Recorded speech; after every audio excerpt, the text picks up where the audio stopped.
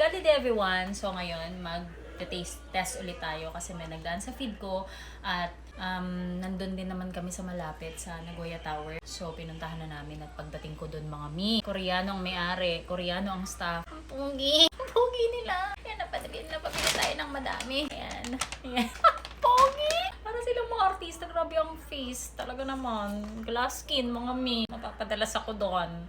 Magkakapi-kapi lang ako. Actually, hindi lang siya Dubai mochi cookie ang tinda nila. Meron din silang mga bread and pastries and meron din silang coffee. Masarap din yung coffee nila. May talagang legit Korean vibe. Ano tsaka talaga? Pogi. Hindi ko siya makalimutan. Ganon. So, tikman natin ang kanilang Dubai mochi cookie. I bought 8.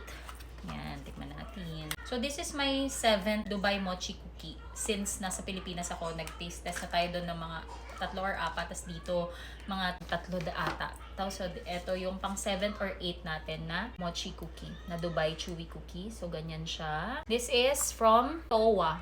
Nakalimutan ko. Nauna ko pang i-describe yung kapugian nung server. Nung ewan ko kung may-ari siya or what. Basta Korean sila dun. Mga Korean sila dun. So, ayan siya. Let's taste this one.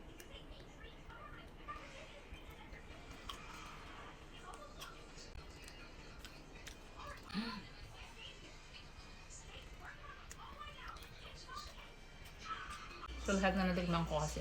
Ang nangibabaw sa akin na ganito is yung natikman ko sa Clark, Pampanga.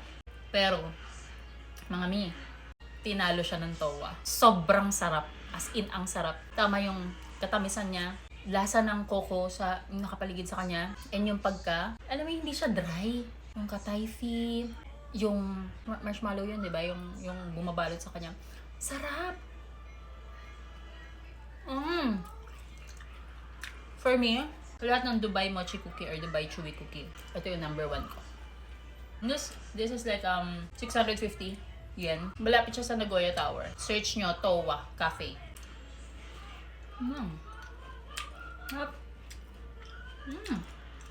Isa pa. Ayan. Ooh.